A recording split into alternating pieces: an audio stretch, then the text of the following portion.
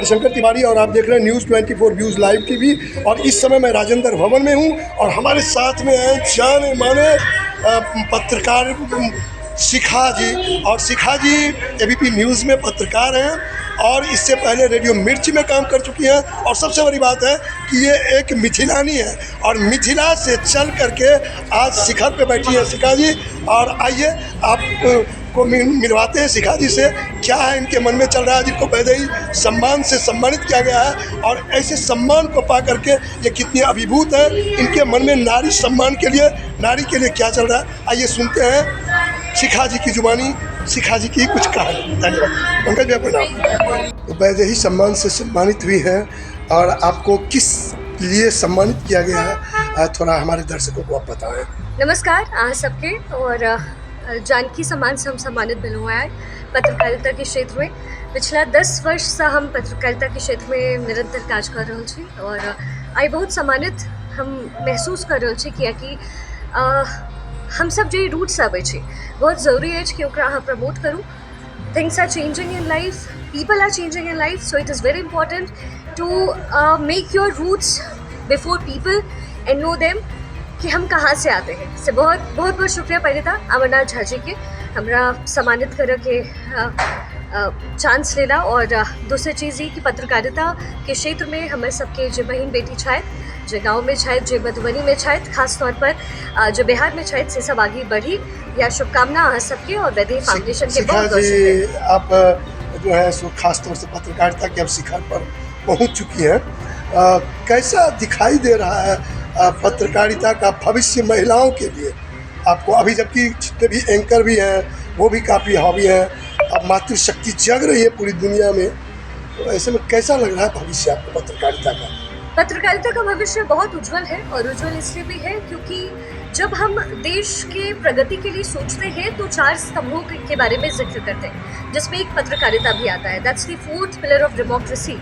और डेमोक्रेसी को बनाने के लिए 4th पिलर को स्ट्रॉन्ग करना बहुत ज़रूरी है। इसलिए जितने भी बच्चे, जितने भी लड़कियाँ और ख़ास तौर पे जो बच्चियाँ हैं वो पत्रकारिता की तैयारी कर रही हैं, उनसे मैं यही उनको सजेस्ट करूँगी कि आप सिर्फ केवल किसी चैनल या न्यूज़पेपर या अखबार में काम नहीं करना। आपको देश कैसे प्रगति पर आगे बढ़े, कैसे सच्चाई लोगों के सामने आए, कैसे लोगों के दुख दर्द सामने आए, आपको काबिज करना है। देखिए, सीता को अपना वर चुनने का उसके लिए कैसी चुनाव की पद्धति थी और अभी चुनाव भी चल रहा है लोकतंत्र का, जो कहने के लिए तो 70 साल में लोकतंत्र है, लेकिन बिल्कुल राजतंत्र के लिए के जैसा ही इसका इस्तेमाल होता रहा लोकतंत्र का। आप जो भी महसूस करते हो, तो आप बताइए, आप सीता को कितना समीचीन समझ रहे हैं आज के समय में, चुनाव के समय में?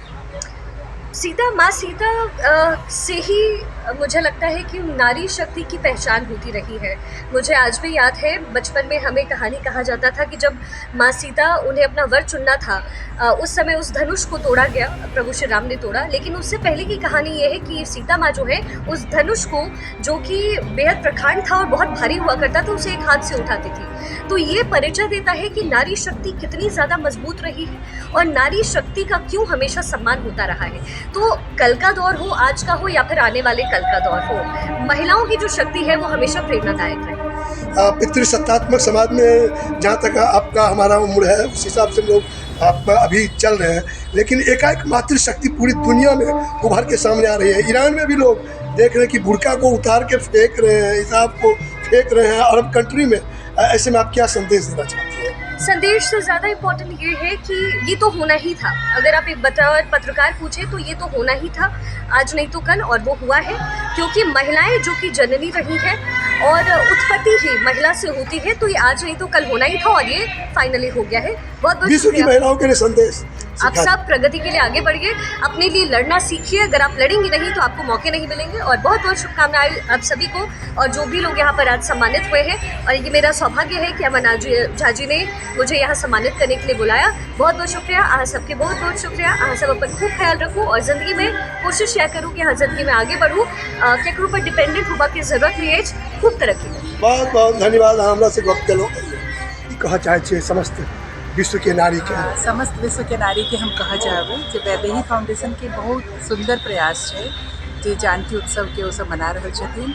और जानकी उत्सव सिर्फ हम सभी ने कह सकै छी कि सीता माता के जन्म दिवस के हम सब जयंती के मना रहल छियै, एक संदेश हम सब पूरे विश्व के महिला के दे रहल छियै कि उनकर जे अदम्य साहस रहे, उनकर जे एक पर्सनालिटी रहे, जो उनकर स्त्री में एक सर्वोच्च स्थान रहे, हम सब उनका से शिक्षा लिए। और आइकाल्हि अहाँके पता अछि नारी के जीवन में संघर्ष है, वो घर बाहर दोनों देख रहल छै, तो आई और जरूरत है कि सीता माता के देल जे उनकर उपदेश है ओहि पर हम सब चलू और पूरा साहसी भके पूरा विजय करूँ पूरे विश्व में। धन्यवाद, बहुत बहुत धन्यवाद। मिथिला की इतनी बड़ी संस्कृति दिल्ली में है। मैं इस हॉल में जब से ये बना है आता रहा हूँ, लेकिन अब तो इतने जगहें यहाँ बन गई हैं, रास्ता ही भूल गया, फिर भी पहुँच गया। तो ये जो हॉल है, 50 मीटिंग अटेंड किया, लेकिन इतनी आत्मीयता, इतनी सहजता और इतना प्राण जो आप लोगों ने दिया है, इस हॉल को दिया है, इस संस्कृति को दिया है, वो का कारण स्रोत मिथिला जी की महारानी। और हम लोग कार्यक्रम से फ्री हो चाहते हैं कि ये संस्कृति हमारी बनी रहे और दिल्ली को अनुप्राणित करता रहे। दिल्ली को इसकी आवश्यकता है। मैं देख रहा हूँ यहाँ की लड़कियाँ जहाँ तहाँ जा रही हैं, मिथिला की लड़कियाँ। देखिए, हमारे साथ में जानकी नवमी के अवसर पर जो है सो एक से एक मूर्धन्य लोग हैं यहाँ पे। और सबसे बड़ी बात है जो हमारे साथ में जो है, आप सुनिए इन्हीं की जुबानी, आप अपना परिचय हमारे दर्शकों को दें ताकि वो जान सकें आपको। मैं कल्पना झा, राइटर हूँ पेशे से, किताबें लिखती हूँ अनेक विधाओं में, और जानकी की भूमि की हूँ। तो हम सभी वैदेही, हम सब वैदेही हैं और वैदेही का ही अनुसरण करते हैं। उसी तरह से हम अपने बच्चों को भी उनकी परवरिश उसी तरह से करते हैं। यहाँ पे अभी अमरनाथ जी द्वारा जानकी नवमी का उत्सव मनाया गया। बहुत अच्छा उत्सव रहा, बहुत अच्छे से उसका इशारा किया गया। और हम लोग दिल्ली में रह के यहाँ पे मिथिला के वहाँ के कल्चर को देखते हैं, सुनते हैं, समझते हैं, उसमें जीते हैं। और हमारे मिथिला का कल्चर इतना बाहर फैल रहा है, उसके लिए हम बहुत बहुत धन्यवाद करते हैं। हम उस मिट्टी को नमन करते हैं जहाँ पे माता जानकी अवतरित हुई, और हम लोग उनके पद चिन्हों पर चलने का प्रयास करते हैं। बहुत बहुत जय धन्यवाद। मिथिला, जय माँ जानकी। जी जी, आप कुछ कहें, अपना नाम जरूर बताएं हमारे दर्शक। मेरा नाम प्रभा झा है, मैं गोगट्टा की रहने वाली हूँ और मैं जानकी जी से बहुत ही प्रेरित हूँ। जानकी जी के पद चिन्ह पे चलने के लिए बहुत सारा प्रयास कर रही हूँ। पहले मैं रामनवमी मनाते थे हम लोग, और वहाँ जाते थे रामनवमी पर हो रहा है। अब जानकी नवमी मना रही हूँ, और जानकी नवमी यहाँ पे जी जी, जो भी अमरनाथ जी मना रहे थे। वही सुन के मैं यहाँ पे आई हूँ, जो जानकी नवमी मैं यहाँ पे देखने आई हूँ। बहुत अच्छा प्रोग्राम रहा, हम लोग वही प्रोग्राम देख के अब जा रहे हैं। बहुत बहुत धन्यवाद, आपने मुझसे बात किया। और हमारे साथ में देखिए मिथिला के सिंगर हैं, कोसी के लाल हैं, ये कमला बलान सबको जोतते हैं अपने भजन से। बताइए आपको कैसा लगा कार्यक्रम। और जानकी नवमी इन्होंने अभी बताया, पहले लोग रामनवमी मनाते थे, रामनवमी के बाद ये जानकी नवमी आया है, इस पर कुछ आप बताएं।